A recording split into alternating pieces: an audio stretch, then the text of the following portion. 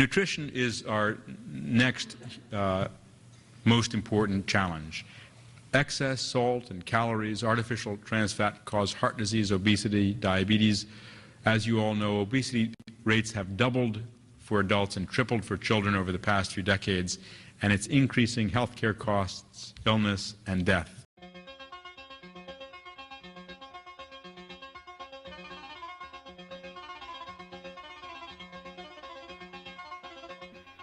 The National School Lunch Program is one of the largest government-run programs in America, serving over 30 million students every day. However, concerns over the nutritional value and safety of food served in schools has created a push to make the meals healthier on a national scale this year as the Child Nutrition Act goes up for renewal. But doing so presents a challenge on multiple fronts. I think the school lunch program, as a lot of people have noted, it's at sort of a transitional time right now. For decades, we had a focus on food sufficiency, and that's still an issue. But I think it's a real challenge right now for policymakers to grapple with sort of the twin realities of food insecurity and obesity. Much of what policymakers are doing revolves around taking out unhealthy snack items and placing stricter regulations on the food that is served in prepared meals. However, these raised standards will come at an increased cost to schools. And unless Congress decides to set a higher reimbursement rate for meals, many schools may not be able to adopt the recommendations. To be able to serve healthy meals, to serve more fruits and vegetables, whole grains, leaner meats, that some of the nutritional changes that we are expecting from USDA for meals, we're sure are going to cost more money. Big picture, all these changes and regulations sound like a great idea, and they are.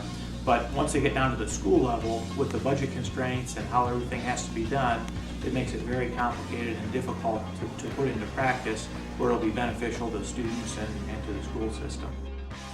Another obstacle the proposed changes presents to schools is the possible reduction in the number of students purchasing meals.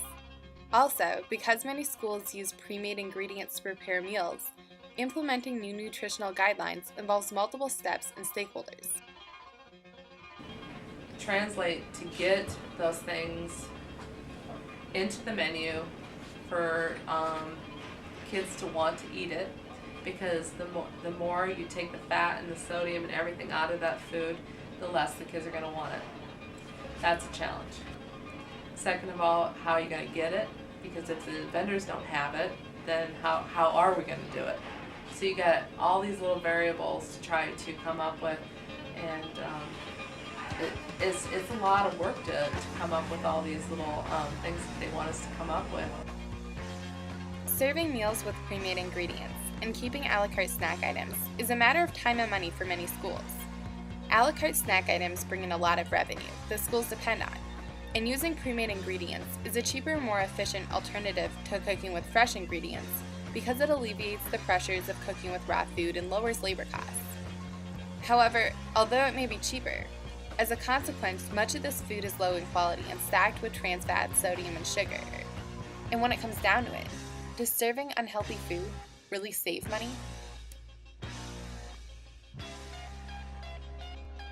We spend more than any other country in the world on healthcare. Right now, in 1990 was about 1990 it was about 9% of our GDP. Now it's 16%. If we don't do something, just in about 15 years, we'll be up to 1/4 of our whole gross domestic product will be on healthcare. We can't afford this.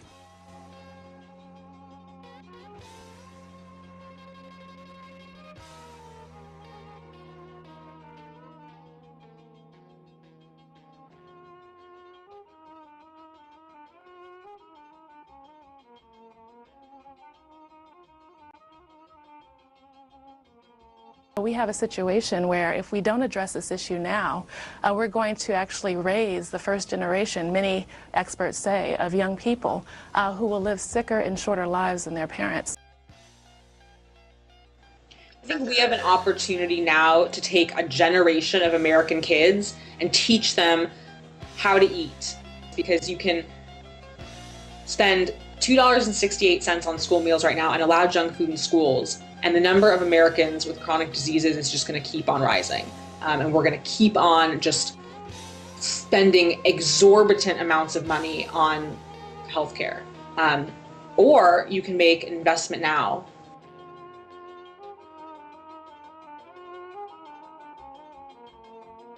The reauthorization of the Child Nutrition Act and what is done independently present an opportunity to improve the quality of food served in schools across America. This will not be easy, and to undertake the challenges it presents will require investments of time, energy, and money.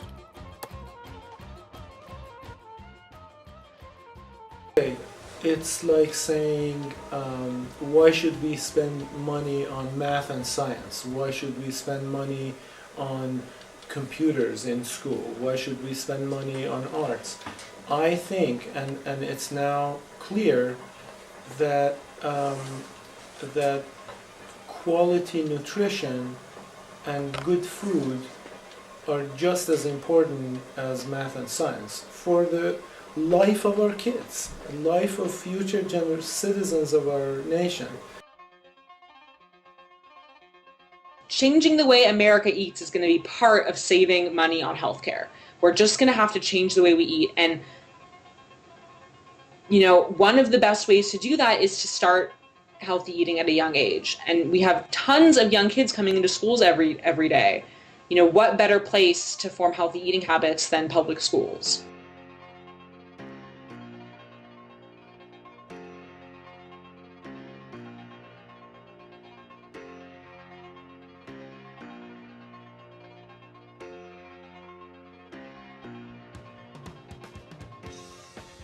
We serve about 31 million lunches every single day to kids across the United States in over 100,000 schools. So the point there is the reach of these programs is significant. So they really do provide an opportunity and a platform to do something positive for the health and nutritional quality of children in this country.